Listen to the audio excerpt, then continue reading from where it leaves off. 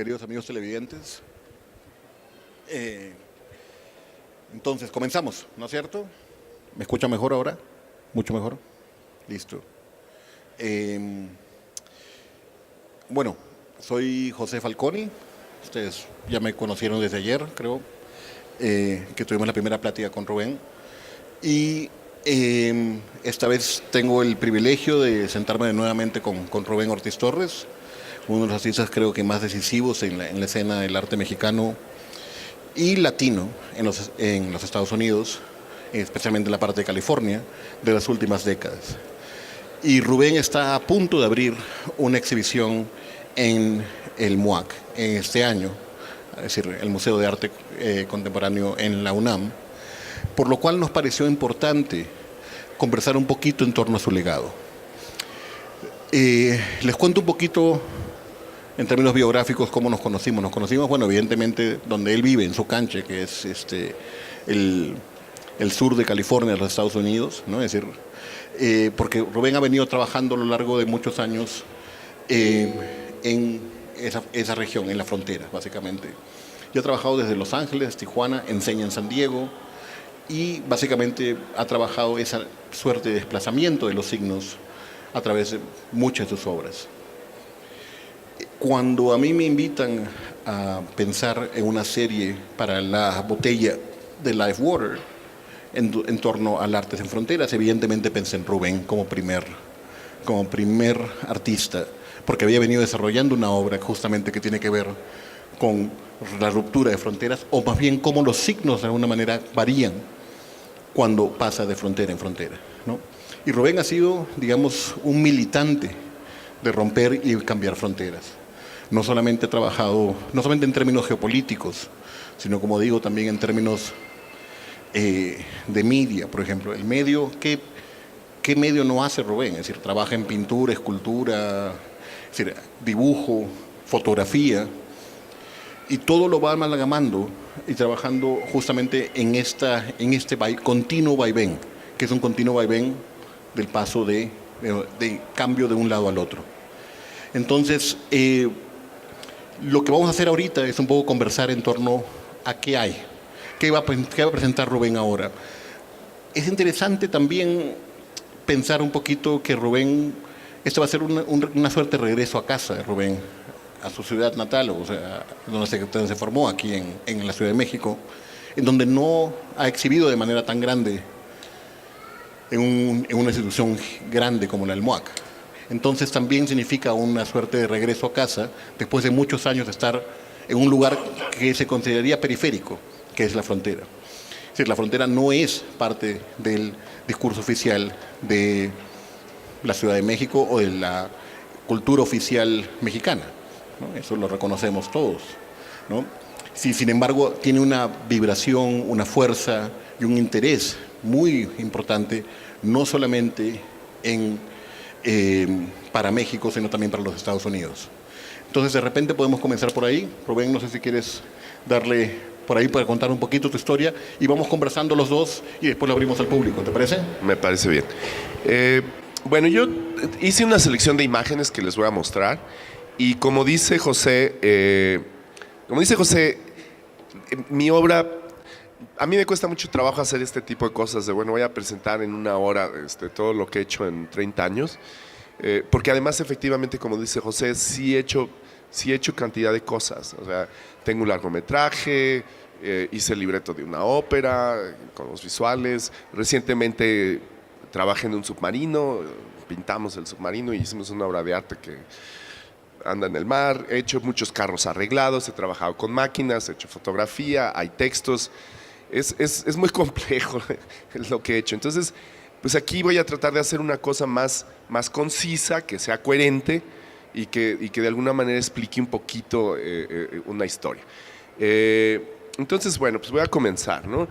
La imagen que ustedes están viendo es una imagen, bueno, ustedes la reconocerán, es una imagen del terremoto. Este es el terremoto de México de 1985, ¿no? Yo estudié en la Academia de San Carlos, ¿no? Que es parte de la Universidad Nacional Autónoma de México, y mi formación fue de pintor, ¿no? Sobre todo, y en aquel entonces Después de que vino el terremoto, yo intenté, bueno, intenté tomar fotografías. Realmente lo que hice fue descubrir que no tengo la vocación para ser fotoreportero, porque francamente estaba yo aterrado. Pero posteriormente empecé a coleccionar una serie de cómics sobre el terremoto. Y de esos cómics, pues empecé a hacer una serie de pinturas y hice esta pintura. Si ustedes ven la pintura, pues es el edificio un edificio de la unidad Nonualco Tlatelolco que se está cayendo, ¿no? Está pintado muy expresionista, es una pintura grande.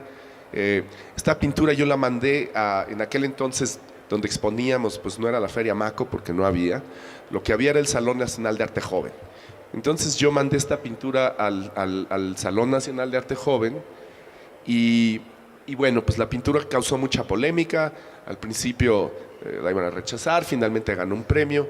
El premio tenía que ver mucho con el título de la obra, porque la obra yo la titulé El fin del modernismo, porque para mí el hecho de que los únicos edificios que se habían colapsado con el terremoto eran los edificios modernos, ¿no? Como en este caso la arquitectura de Mario Pani en Nonualco Tlatelolco. Sin embargo, pues los edificios coloniales y los edificios prehispánicos, pues esos sí habían aguantado. Entonces, bueno, aquí tenemos otra pintura que eventualmente la coleccionó un señor de Guadalajara que venía mucho a la Ciudad de México y que quería apoyar a los artistas jóvenes. Él se llamaba Carlos Ashida, recientemente murió, pero es un coleccionista importante. Y Carlos Ashida compró esta pintura y como ustedes pueden ver, pues también es esta referencia al terremoto, la naturaleza salvaje, los edificios modernos se colapsan, pero estas otras imágenes que siempre han estado, pues siguen estando, ¿no? Entonces para mí era como una especie de metáfora que, bueno, ¿por qué los edificios modernos se caen y los prehispánicos no? ¿Y por qué no se caen tampoco los coloniales? Pero bueno, esta es una pieza es un autorretrato, soy yo. Y bueno, pues está cayendo todo atrás. Y aquí el artista, ¿verdad? Muy elegante, tomándose una copa de vino. Está basado en una pintura de un artista alemán que se llama Beckmann. Y esta pintura, Beckmann pues era un artista alemán que pintó durante en principios del siglo XX, le tocó la Segunda Guerra Mundial, en fin. De hecho, Beckmann en su pintura él está fumando, pero yo no fumo, entonces por eso yo tenía una... realmente esta pintura era una tarea que yo hice para una clase con Luis Nishizawa y pues finalmente la pintura está ahorita, digo, no la presentan, pero es parte de la colección del Museo Metropolitano de Nueva York. Estará en alguna bodega, pero pues ahí está. Estas son las imágenes que yo tomé, esta es una de las fotografías que yo tomé en el terremoto, ¿no? La verdad es que esta imagen la truqué, o sea, pareciera ser que hay acción, que se está moviendo todo. Pues más bien es una exposición larga donde yo moví la cámara. Y bueno, esta es otra imagen de aquellas imágenes que sobrevivieron de mis tomas del terremoto, ¿no? La imagen es muy experimental. La verdad es que yo estaba tan aterrado que ni siquiera que hice estas dobles exposiciones. No movía bien los rollos, pero a mí me gustaba, ¿no? Esta imagen de este borracho que estaba ahí, los edificios caídos, en fin, una imagen también moderna. Estas imágenes, por cierto, que ahora se están exponiendo, en el Centro Álvarez Bravo en Oaxaca hizo una exposición de fotografía que después fue a Puerto Vallarta y que eventualmente va a venir a la Ciudad de México, probablemente a un espacio donde yo trabajaba que se llama La Quiñonera. Esta serie de imágenes, por ejemplo, aquí lo que ustedes pueden ver es una hoja de contactos donde se puede ver el terremoto, pero al mismo tiempo, si ustedes se fijan, hay estas fotos donde ven a este grupo de rock que está tocando. Son probablemente las primeras imágenes que hay de este grupo que se llamaba Las Insólitas Imágenes de Aurora, que eventualmente fue Los Caifanes. Pero bueno, otra vez yo nervioso, pues superpuse las imágenes. Y finalmente ahora me parecen más interesantes, ahora que hay esta yuxtaposición con el terremoto y el grupo, ¿no? Bueno, esta otra imagen, estas imágenes que les voy a presentar, pues realmente son imágenes de mis amigos, y son imágenes pues en aquel entonces pues estos amigos míos que, bueno, tenían grupos punks, era parte de la escena punk, a mí me llamaba, me interesaba mucho la música punk, sobre todo porque yo había sido educado por refugiados españoles, por un anarquista que se llamaba el maestro José de Tapia Bujalance. Entonces la idea de que, y además no solamente había sido educado por refugiados españoles, sino que muchos de mis compañeros eran refugiados argentinos, uruguayos, chilenos. Entonces realmente yo me formé con refugiados. Por eso ahora que hay tanta discusión de cerrar las fronteras y no dejar entrar refugiados, mi experiencia es lo opuesto. Mi experiencia es que en realidad la Ciudad de México en esa época era interesante, y era interesante porque era un sitio muy cosmopolita, donde había todas estas gentes de diferentes lugares del mundo. Y pues francamente, hasta la fecha para mí, pues es como es un motivo de orgullo que México haya aceptado a todas estas gentes. Pero bueno, dentro de eso pues yo pensaba que bueno, que si los punks eran anarquistas, pues que entonces yo era punk. Que bueno, no sé si era muy cierto mi razonamiento, pero bueno, otra vez este tipo de superposiciones, estas muchachas que tocaban en un grupo que se llamaba Las Flores del Mal, y bueno, escenas de la Ciudad de México, ¿no? Esta es una imagen, esta es una marcha, una demostración en contra de la invasión a Granada, ¿no? Los gringos habían invadido Granada. Esta foto es curiosa porque el personaje que está ahí con esta manta, pues resulta que es ahora el cinematógrafo más importante de México y si no del mundo, ¿no? Su nombre es Emanuel Lubezki, y pues el Chivo Lubezki pues era un amigo mío. Con él hice yo varias películas experimentales y varios videos que de hecho pues podría pasar después, vamos a ver si hay tiempo, pero bueno, entonces ahí está el Chivo. Este es otro personaje. En aquel entonces había un club que se llamaba El 9, que era un club en la zona rosa, que era un club gay, pero además hacía también eventos culturales y qué sé yo. Entonces, bueno, pues es este personaje. Este es otro personaje que se llama Carlos García, ¿no? Estos punks mexicanos. Y bueno, Carlos pues es un tipo de hecho bastante dulce, pero bueno, ahí ven la imagen. Esta imagen, esta es una imagen más reciente, pero pues se las quería enseñar porque a partir de esa otra foto, en Guadalajara hacen un festival de música que se llama el Festival de Doña Pancha. Entonces, que bueno, de alguna manera es un festival actual, pero sigue teniendo este espíritu punk en Guadalajara. Entonces me pidieron que yo diseñara el cartel para el Festival de Doña Pancha, y entonces basado en mis fotos, pues hice este diseño, en el cual de hecho esta es la foto, es la cara de Doña Pancha, ¿no? Que es un personaje de Tecate donde empezaron a hacer este festival, ¿no? En fin, esta es una foto que también tomé en San Miguel Allende. Aquí empiezo a trabajar con color, es una foto en Cibachrome. Actualmente Laureana Toledo en el Museo Jumex hizo una selección de objetos del guitarrista de The Clash, de Mick Jones, que tienen que ver con pues sus obsesiones de coleccionar cosas que hablan de colonialismo, de imperialismo, en fin. Entonces, bueno, ayer que vi la exposición, pues esta foto me recuerda esta conexión tan extraña de The Clash y de repente Latinoamérica, en este caso México, ¿no? Que en aquel entonces francamente no se me hubiera ocurrido que existía, pero bueno. Eventualmente yo voy a Estados Unidos, ¿no? Y llego a Estados Unidos, voy a hacer una maestría al Instituto de California y pues me doy cuenta que pues yo pintaba, pero no había mucho interés por mis pinturas, había más interés por mis fotografías, porque ellos pensaban que yo como fotógrafo podía presentar una visión objetiva de lo que era Latinoamérica y México en particular. Me daba cuenta que cuando yo venía a México y la gente me preguntaba sobre California, suponían también que yo daría una versión objetiva de California porque yo vivía ahí. Y sin embargo yo me daba cuenta que más bien me llamaba la atención que de repente en México había cosas que tenían que ver con Estados Unidos, pero eran muy diferentes a los Estados Unidos, y que en California, en el sur de Estados Unidos, había muchas cosas que representaban México, pero no como las veíamos en México. Entonces, a partir de esto, por ejemplo, esta es una foto de la Estatua de Libertad de Palizadas, Campeche, que cuando uno que recibe, cuando uno llega al pueblo, porque tienes que entrar por barco en el río, te recibe esta Estatua de la Libertad. Entonces, pues yo fui ahí a buscar esto. Pues esta es una imagen allí en Las Vegas, bueno, estas imágenes de la Estatua de la Libertad, pero bueno, en este caso, por ejemplo, también tenemos a la Estatua de la Libertad como símbolo nacional de Guatemala. En una escuela pública de Guatemala, donde pues ahí tenía todos los símbolos guatemaltecos, incluyendo la Estatua de la Libertad.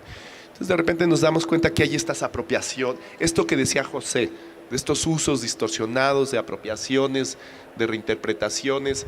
Por ejemplo, pues es Pedro, resulta que este es el sombrero más grande del mundo, según esto, y este es un pueblo que está al sur de la frontera, pero al sur de la frontera entre Carolina del Norte y Carolina del Sur.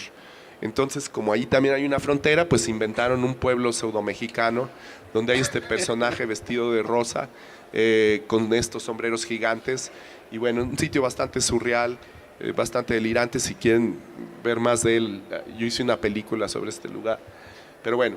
Es un autorretrato. Este es más autorretrato, este sí lo es. No, pues este es en Roswell, en Nuevo México, ¿no? Que desde luego esta idea de que los extraterrestres, ¿no? Los aliens, ¿no? Pues también son los inmigrantes, son aliens, y bueno. Y pues aquí tenemos un extraterrestre que está en su escuelita ahí, tratando de integrarse, ¿no?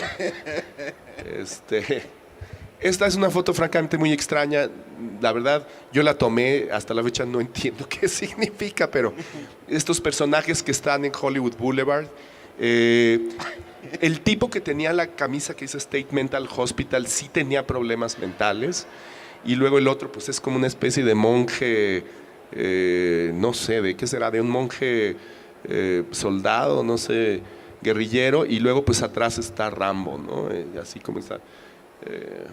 Esto es en Hollywood. Pues esta es una foto que tomé en Santa Bárbara de estos güeritos que andan en su taco circulando. Sí, se los van a comer.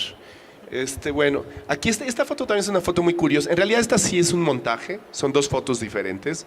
La foto de la derecha la tomé en Texas, ¿no? Y es el rey feo de San Antonio en su trono de Coca-Cola.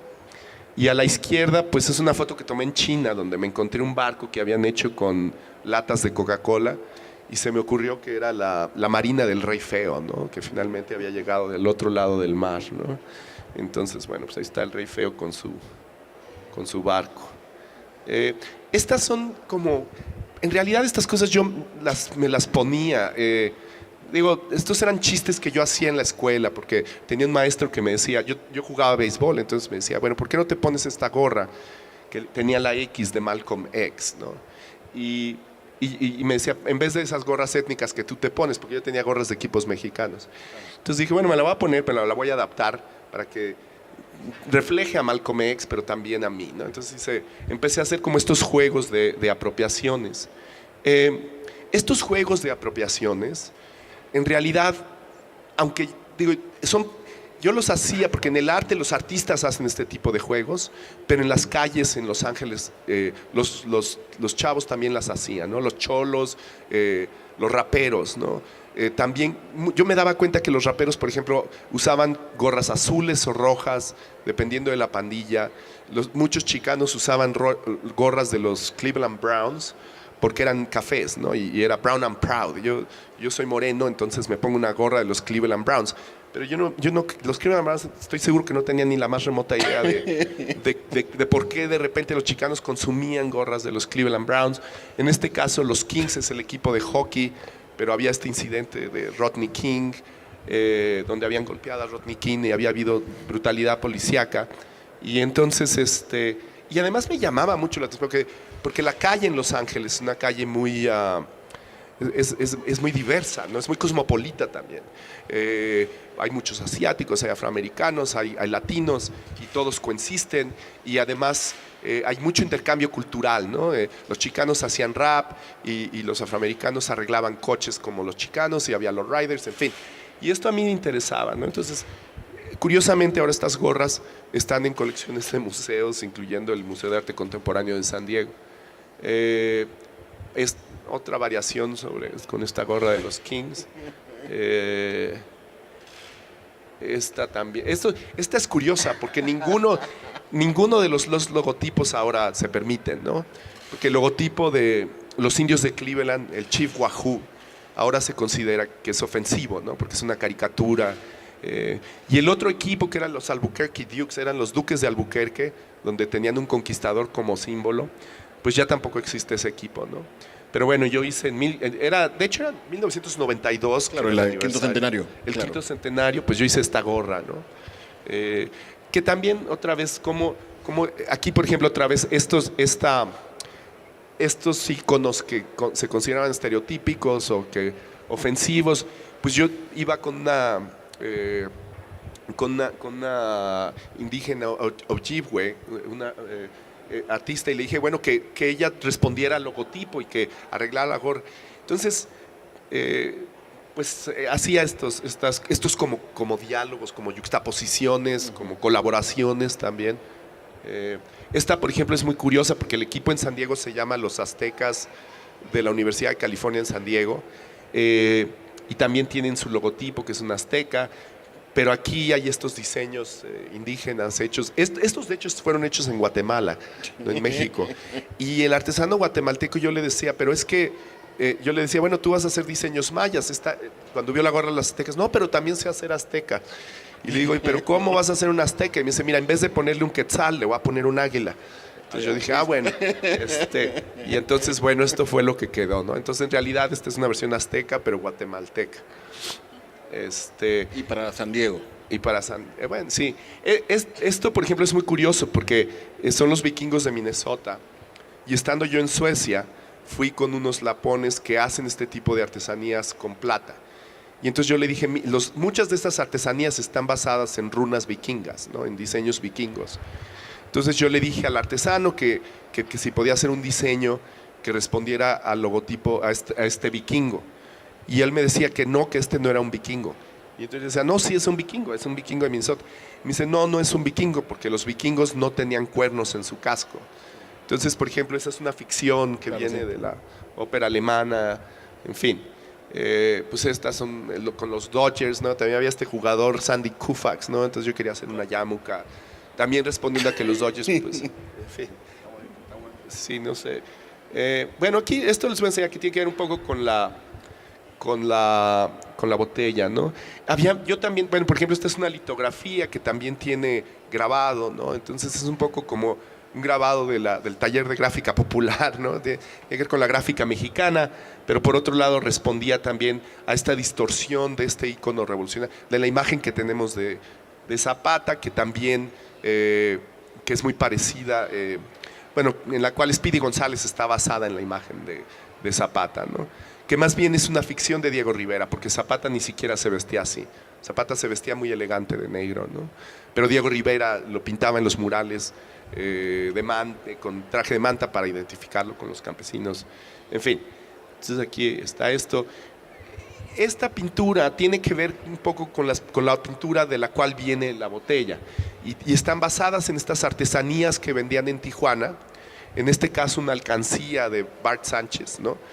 Y yo quería hacer pues como unas versiones modernistas de estas artesanías, porque yo veía también que, pues lo que decía es que estas confusiones donde los turistas iban a comprar artesanía mexicana y los artesanos mexicanos les vendían disque productos norteamericanos, y la verdad es que eran unas cosas que ni de aquí ni de allá.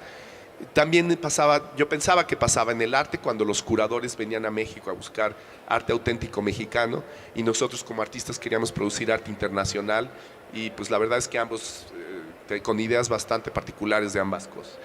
Esta es la primera versión de Macho Mouse, José. Wow. Esta es la primera versión de Macho, que ahí ven al ratón vestido de pachuco, ¿no? Pero esta es una versión más abstracta, ¿no? Es más modernista. Y luego pues está esta, que es realmente la imagen de donde viene la botella, ¿no? La botella, bueno, pues ustedes la han visto, pero bueno, aquí está la imagen de la botella, ¿no? Y acá está la botella. Y aquí está la botella.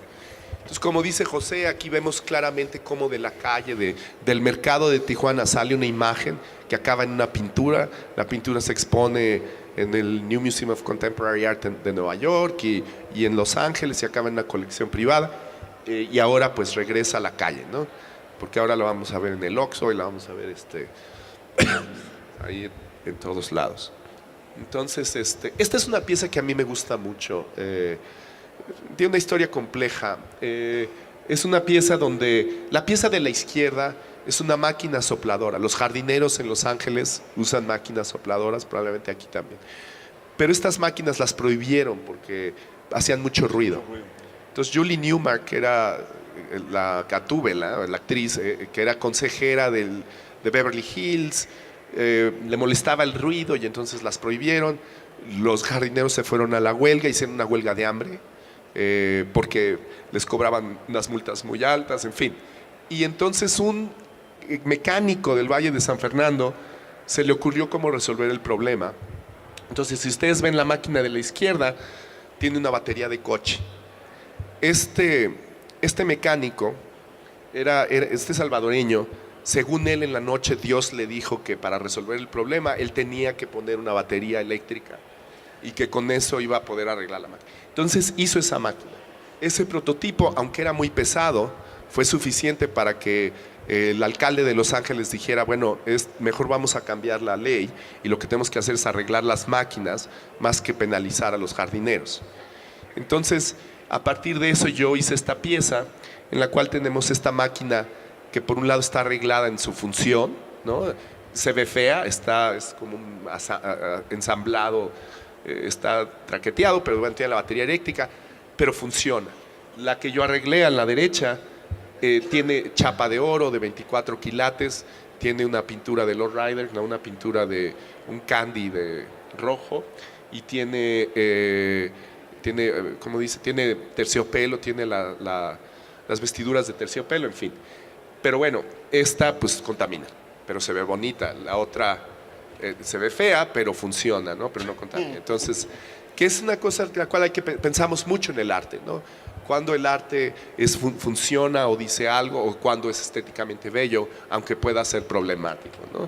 Entonces, bueno, es una pieza que... Estos son pinturas que yo empecé a hacer, son pinturas abstractas, usando estos materiales que usan los carros arreglados, ¿no? Entonces, por ejemplo, esta es una pintura que forma, cuando le pega la luz, hace como arcoíris. Esta pues tiene como un camuflaje, pero es una pintura que es como un diseño que cambia de color también.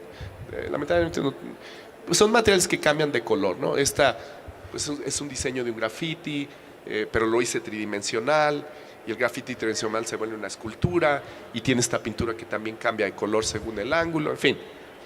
Lo hice con un robot, de repente ya estoy trabajando con tecnología. Aquí hay estas bancas, ¿no? Que son como una escultura minimalista, pero si te sientas se marca, ¿no? Porque tiene un pigmento que es sensible a la temperatura. Entonces, para mí aquí es como que hay algo que está pasando que es importante, porque la pintura figurativa, bueno, representa por lo que representa, ¿no? Digo, vale por lo que representa. La pintura abstracta moderna ya no tiene que representar, argumentamos que es lo que es, que hay que valorarla por lo que es. Pero yo me doy cuenta que aquí hay una nueva etapa de la pintura, que según esto está muerta desde hace 50 años, en la cual la pintura es no a partir de lo que es, sino a partir de lo que hace, porque ya hay materiales que reaccionan, entonces podemos interactuar con ellos. Entonces, esta pintura que supuestamente está muerta, pues todavía da para... Los artistas hemos dejado de ver cómo ha evolucionado el material, pero por ejemplo ahorita hay pintura que puedes pintar la pared y transforma el dióxido de carbono en oxígeno. Hay pintura que está diseñada para que no la detecten los radares. O sea, la pintura ya tiene muchas funciones, ¿no? Entonces, bueno, por ejemplo, aquí tengo esta pintura monócroma, abstracta, roja, que si la interactuamos, la tocamos, aparece Tierra y Libertad. Es la pintura, es la bandera de Flores Magón, ¿no? Esta es la bandera con la que se tomó Tijuana, de hecho. Entonces, a mí me interesa porque hay, o sea, como estas ideas, la idea de Tierra y Libertad, por ejemplo, es una idea abstracta que solamente puede existir si participamos en ella, ¿no? tenemos que interactuar o de otra manera pues no existen, ¿no? Entonces, bueno, son estas pinturas que además me interesan porque si ustedes vienen aquí a Maco y se ponen a tocar el arte, los van a correr y los van a regañar. Pero aquí tienes que tocar el arte para que pase algo, ¿no? Entonces tienes tú que, o sea, la gente tiene que experimentar, tiene que participar, tiene que transgredir, si no, no existe la obra, ¿no? Entonces esas son cosas que me interesan. Esta también es otra pieza que tocas. En realidad estas son dos piezas, ¿no?, que son iguales. Una la tiene un coleccionista y la otra la tengo yo y la uso para dar clases. Entonces la idea es que una pieza, nada más, nadie tiene acceso a esa pieza más que el coleccionista, yo diría el 1% de la población. La otra es una pieza pública en la cual todo el mundo puede tener acceso. La que yo uso en mis clases pues se está dañando, cada vez que está peor, ¿no? La otra está bien conservada, pero ambas son como hermanas gemelas, son iguales, pero son diferentes. No por la pieza en sí, sino por el uso y el contexto.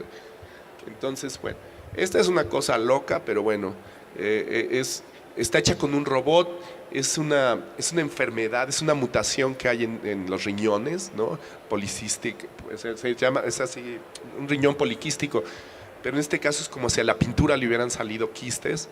Es una represión de algo que no podemos ver, pero si tú te haces un scan con estas máquinas electrónicas, pueden escanear y a partir de ese scan, con un robot, yo modelé esta monstruosidad y bueno, y la pinté.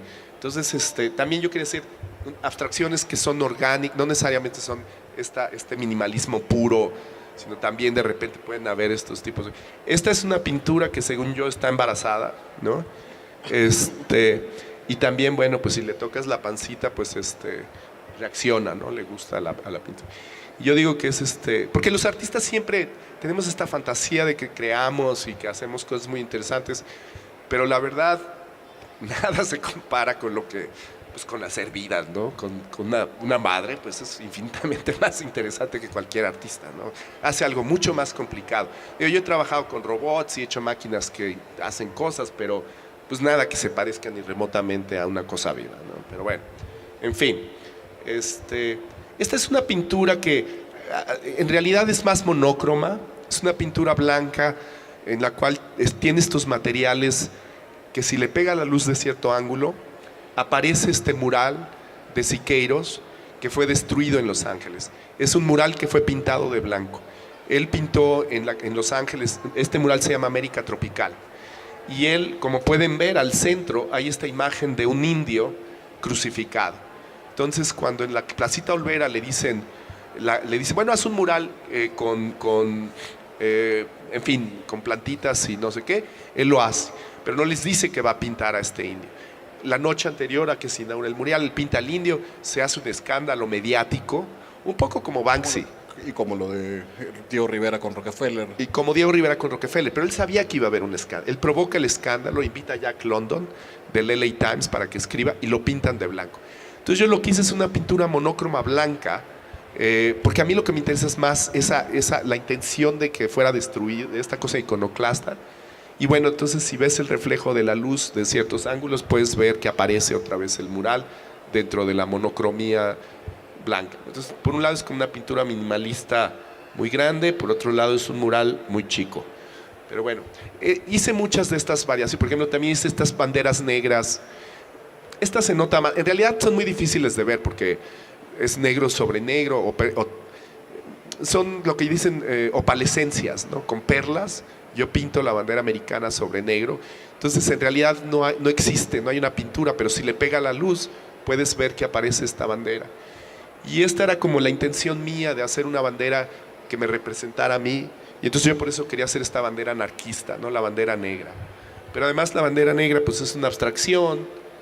Esta también, Daniel debe reconocer de dónde viene, pero pues es una bandera negra, pero tiene que ver con el grupo Black Flag, ¿no? Porque es el logotipo del grupo. Entonces son como referencias, son abstracciones, pero que también son icónicas, ¿no?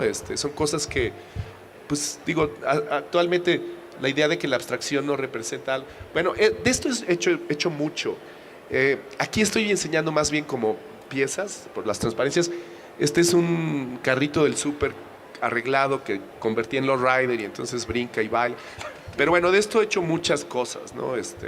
No sé cómo vamos de tiempo, pues si hay más tiempo. Faltan solamente 15 minutos, lamentablemente. Bueno, ya vamos a acabar, pero si hay tiempo puedo enseñarles videos de algunas de estas máquinas. Esta es como una abstracción hecha también con pintura de coche, pero está hecha más informal, cambia mucho de color, o sea, depende del ángulo donde lo ves, cambian los colores. La verdad es que cuando acabé yo esta pintura fue el día que murió Juan Gabriel. Entonces, Juan Gabriel tenía esta frase, ¿no? De que cuando le preguntaban que si era gay, él decía, lo que se ve no se pregunta. Y me parece que esa frase se aplica a la pintura. Siempre queremos intelectualizar qué es la pintura, pero realmente la pintura se trata de ver, ¿no? Pues lo que se ve no se pregunta, está ahí, ¿no? Tiene que ser algo que vemos, más que algo que discutamos, que no se ve. En fin, esta pues es una bandera que hice recientemente, está hecha de oro. La mitad del oro es verdadero, la otra mitad es oro falso, ¿no? Entonces, bueno, pues creo que el título tiene que ver con una canción de los Tigres del Norte, ya no me acuerdo esta de, ¿cómo era? Que la jaula de oro, ¿no? Pero bueno, en fin, estas pinturas. Este es otro carrito del súper, pero es una limusina, ¿no? Es una limusina del súper. Bueno, estas son pinturas que también están hechas. Esta es una pintura que está hecha con plata y plomo, ¿no? Entonces también quería hacer una abstracción utilizando estos dos materiales, la plata y el plomo, que bueno, desde luego, pues vienen de esta frase, ¿no? Escobar. Entonces, bueno, pues es una pintura abstracta, informal, pero bueno, pues ahí ven, ¿no? La plata y el plomo, ¿no? Aquí hay una variación también hecha con plata y plomo, que es una abstracción, pero también es un blanco, ¿no? Tiene balazos, ¿no? Y tiene balazos, ¿no? Y de hecho una de las balas está ya atorada. Yo pues le di unos balas. Porque había mucha discusión con estas pinturas que son representaciones de un símbolo. Por ejemplo, estos círculos concéntricos, ¿son un blanco o no son un blanco, ¿no? ¿Es una representación de un blanco o es un blanco? En este caso yo digo que sí es un blanco porque ya le disparé, pero bueno. Esta última pieza que creo que les voy a enseñar es, otra vez pues es una bandera, no se ve muy bien, pero es una bandera norteamericana hecha, es negra, una bandera negra, pero es una bandera que está hecha a partir de cenizas. Si ustedes ven ese frasquito, en ese frasquito hay cenizas, y pues son cenizas de banderas, que el 4 de julio yo hice un barbecue ahí, quemamos las banderas, pero con esas banderas yo hago otras banderas, ¿no? Es como el ave fénix que se recicla, ¿no? Entonces pues sí se destruyen unas banderas, pero salen otras. De hecho se multiplican, porque sobre todo hay una litografía arriba que también está hecha, la tinta está hecha de cenizas, y entonces pues se van reproduciendo más, aunque se destruyan, ¿no? En fin,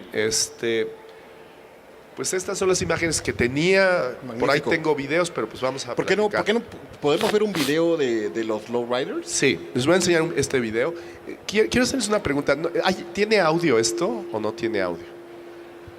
No. Bueno, pues le voy a poner el audio de mi computadora a ver qué tal se oye. Pero bueno, Rubén, habla más cerca al micrófono nomás. Ahorita no puedo. No, pero como quizás lo que podemos recolectar son preguntas.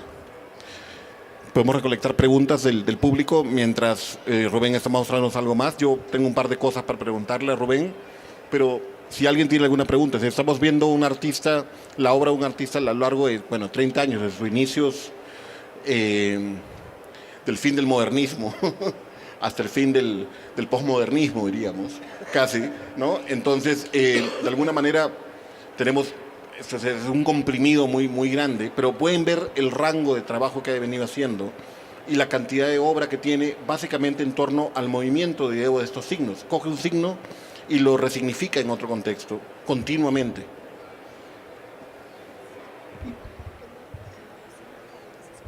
El problema es que creo que no se va a escuchar porque pues creo que vamos a platicar mientras vemos lo que está pasando.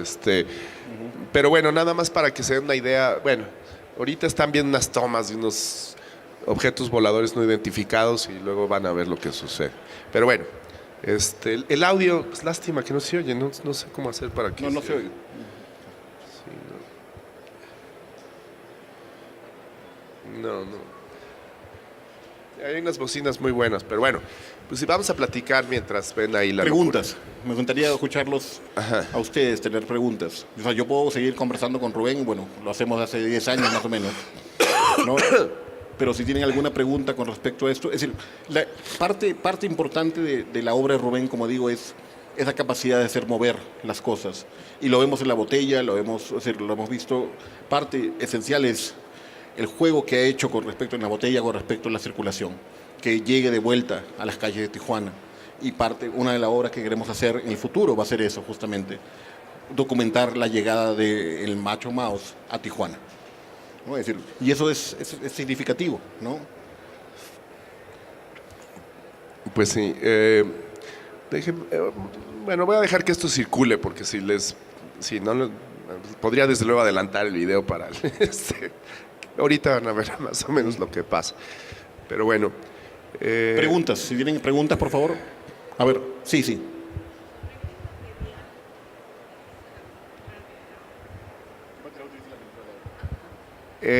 Mira, uso varios materiales. La pintura de auto, pues tú ves, digo, el auto son materiales, originalmente pues eran coches de acero, ¿no? De hierro, pero el hierro es muy pesado. Cometí el error de hacer alguna vez una sobre hierro y pues no la podíamos mover a ningún lugar. Actualmente las hago de aluminio, que es ligero, pero ahora que al innombrable se le ocurrió ponerle tarifas al aluminio, el aluminio está caro. Entonces ahora estoy pintando, pues a veces uso otros materiales, fibra de vidrio, a veces madera.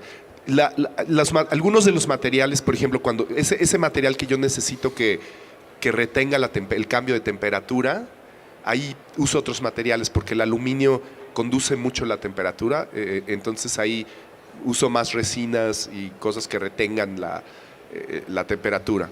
Entonces uso diferentes materiales. También a veces uso, por ejemplo, muchas de las pinturas que viste donde trabajo con un robot están hechas sobre una espuma que se llama Corafoam. Es una espuma sólida que pues el robot escarba mejor. Entonces, si estamos así muy codos, pues usamos poliestireno, que es muy barato. Pero el poliestireno no tiene mucho detalle, entonces hay que trabajar mucho después. Aparte, Sí. quizás una pregunta que sí tenía, o sea, con respecto a ver las primeras obras, y esta es una de esas obras tuyas, ¿no? Es decir, esa es una... ¿Puedes contar un poquito acerca del Lowrider? Sí, esta pieza al final van a ver toda la historia. Esta pieza es un lowrider. Bueno, a mí me invitaron a trabajar en esta exposición que se llamaba Insight en Los Ángeles bueno, entre San Diego y Tijuana. Y yo lo que quería originalmente hacer era un lowrider, era hacer un coche que proyectara imágenes, que proyectara videos, porque yo quería llevar este coche a los museos y las galerías, pero también a espacios comunitarios para llevarlo a Barrio Logan, que fuera a Tijuana, que yo pudiera llevarlo a la escuela, no sé, que no estuviera nada más en un lugar. Conocí a un lowrider que se llamaba Salvador Muñoz. Él estaba compitiendo en el Super Show, ¿no? Que es pues en la competencia más importante de lowriders. Él había hecho esta troca desquiciada, se llamaba Wicked Bed, que es la que ustedes están viendo. Y la verdad es que tuvieron que inventar una categoría para esta cosa que se llamaba Radical Bed Dancing, ¿no? Era el campeón de danza radical para cajas de las pick-ups. Él competía con otras gentes, pero como ustedes ven, después de hacer todo esto, pues nadie, o sea, acabó matando la categoría porque no había competencia, ¿no? Cada año ganaba él. Entonces, a mí este objeto me pareció una obra de arte increíble, ¿no? Me pareció así como la deconstrucción total del medio de transporte. Entonces, yo le dije a Salvador que me ayudara a hacer mi pick-up, y Salvador pues empezó a quitarle partes a esta, y yo ahí sí dije, no, Salvador, no se las quite. Entonces acabamos más bien transformando esa pick-up, la pintamos de patrulla fronteriza. No dice patrulla fronteriza, dice Alien Toy. Entonces, pues los únicos que reconocen que es una patrulla fronteriza, desde luego, pues son los inmigrantes, desde luego son los inmigrantes y la gente de Tijuana, ¿no? Entonces, este coche, pues no sé, salió en muchos videos, salió en un video de Fatboy Slim, salió Jay Leno, salió en el programa de Jay Leno. Digo, tiene toda una vida. Por lo general no reconocen que es una patrulla fronteriza, ¿no? Que de saber que es una patrulla fronteriza, no sé si hicieran todo esto. Aquí pues ya es un delirio, ya sale el chupacabras y no sé qué, pero es que en aquel entonces habían unos tipos en San Diego, se habían suicidado porque según estos iban a ir en un cometa y no sé qué. Y entonces pues estas relaciones entre la frontera, yo fui una vez a Australia y en Australia me dijeron que la frontera entre México y Estados Unidos y Australia eran las puertas por donde se metían todos los extraterrestres. No, es verdad, es verdad. Es verdad, desde luego. Ahí estamos y no se han dado cuenta. Pero bueno, también hay estos modelos ustedes ven estos modelos que hacen los jóvenes, ¿no? Donde los que no tienen el dinero para arreglar un carro grande, pues arreglan modelos de armar. Ahorita actualmente se está haciendo un modelito en chico, un tipo en Holanda de la pick-up. Pero bueno. Pero una pregunta, solamente entender lo sitiado que era tu obra en la Ciudad de México en algún momento bajo una subcultura punk muy sitiada en Ciudad de México y la obra actual que es muy sitiada en la frontera o en Los Ángeles, básicamente pensarlo. ¿Cómo ves este paso de Los Ángeles, lo que está viniendo ahora hacia el MUAC, a regresar a la Ciudad de México? ¿Cuál es ese movimiento transnacional que vas a pensar hacer ahora? Híjole, pues pues vamos a ver cómo funciona. Yo en lo personal siempre he creído que la particularidad y la especificidad son universales. O sea, que todos nosotros, a mí me interesa mucho la subcultura, la particularidad de las cosas, pero no soy el único. Y estas cosas pasan en todos lados. Claro. Entonces, digo, para mucha gente esto no es universal, claro, pero yo creo que es universal. También, por ejemplo, la idea de internacional, para muchos es que no tenga que ver con nada con una nación. Yo creo que eso sería antinacional o anacional. Para mí la idea de internacional es más bien que implica varias ideas de nación simultáneamente, ¿no? Magnífico. Entonces yo creo que en ese sentido el verdadero arte internacional tendría que ser un arte que es específicamente nacionalista de varias maneras, ¿no? Magnífico. Donde hay estos colapsos, ¿no? Yo creo que con esa superfrase lo dejamos, porque ya después los videos son ya X-rated. Entonces, un abrazo para Rubén, por favor, un saludo. Bueno, gracias.